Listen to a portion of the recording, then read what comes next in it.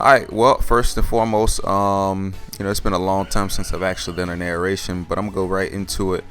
I let off with Pelipper just to get the brain going. I went straight into Vileplume just to kind of check his Bolton. And of course, he kind of did his own little switch to check my Vileplume, but with the rain up, that kind of dampens the power ball. But it didn't really matter because I went to Seismitoad just to kind of check him. And of course, that drew out his Dragapult. Now, I wasn't really sure what to expect here, but I went, right into setting up the entry hazards just to kind of put some pressure on him early on. He went for the Phantom Force, which did kind of a lot of damage. But then I also noticed that he had a Life Orb, so that kind of accounts for that. But anyways, I threw in Weezing just to kind of get a type advantage going, and to pressure him out, which worked out pretty nice. But he brings in the Corviknight, which is kind of what I knew I was going to draw in. And I brought Pelipper in mainly just to kind of experiment here. I got off a Tailwind, which is kind of interesting in singles still. Now I brought in Gyarados. I guess I was going to attempt a setup here with the additional speed. I don't really know what I was thinking there, but I just go back into Weezing to I think I went for a Flamethrower here, maybe. I don't know. A Sludge Bomb. Okay, I didn't remember what happened here. But anyways, he goes for an Iron Head. Does a ridiculous amount of damage on Weezing. I just pull him back because I can probably Pain Split something later on. And I go into Pelipper to set the rain again, and because that's a good opportunity to go ahead for the Roost. He brings in the Bolton, and just to kind of as a no-brainer, I go straight into Seismitoad just in case he wants to like Volt Switch or something. And then he brings this thing in, Barrascuda, and he switches right into a Scald and kind of just nullifies his whole existence because he's burned now. And then he goes for the Aqua Jet because I guess he didn't realize I had Water Absorb, so thank you for that. Close combat, I pretty much knew after the burn that it was useless as a physical attacker, so I just went ahead and hit Scald just to kind of pressure anything else that he was thinking about bringing in.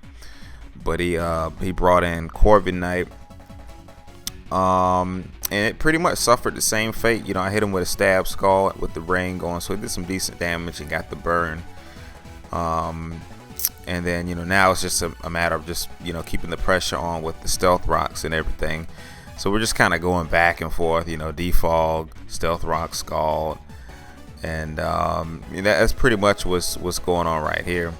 Now eventually he realizes, okay, like he has to start doing some damage because eventually I'm gonna probably get the Stealth Rocks back up anyways. So he brings Cinderace in, gets off a pretty slick high jump kick, which did some decent damage before I got him out of there with Earthquake. But the Dracovish, I assumed that he was gonna not do a water type move if he knew it was good for him. So I went off for the Toxic and just made sure I got the entry hazards up before it was all over. And so I think Seismitoad kind of played his part. So with Dracovish, Toxic, and with Intimidate, I figured I could like get off a setup, but that Bolton was going to be an issue. But we kind of switched at the same time, and I got the rain off. And here with Vileplume, there's really not much that this Bolton can do. Now I will say the Dracovish, I kind of knew that the Psychic things were coming, but I had put some EVs into the defense. So as you can see here, it actually tanked it kind of good. And I figured between Leech Seed and then the residual Toxic damage, I could get him out the way. So I went back into Pelipper to kind of tank the hit, get some more recuperation from the Leech Seed, and then let the Toxic finish him off. Right here, okay, yeah, pretty much I knew that he couldn't do anything, so I was hoping to get the Leech Seed off. And then Effect Spore came in on the clutch with the Sleep, so that worked out in my favor. So I got the Leech Seed off. I was able to recover off some damage, and basically just blitz him with Sludge Bomb until he either wakes up or just dies or something. And he woke up, but at this point it didn't really matter. I figured I would just sap him to death with a Leech Seed, and then since the rain had stopped, I could actually get some decent recovery off of Moonlight. So it's basically a little stall fest. I like the way Vileplume performing in this match here. I have a little bit more experimentation to do, but I go right back into Weezing just to kind of see if he's going to do like a dragon type move. and he goes for the Phantom Force right here. So I just go to Pelipper to kind of tank it a little bit. I mean, I don't really know why at this point, but you know, Life Orb, chip damage. He goes for a couple of Dragon Dances here.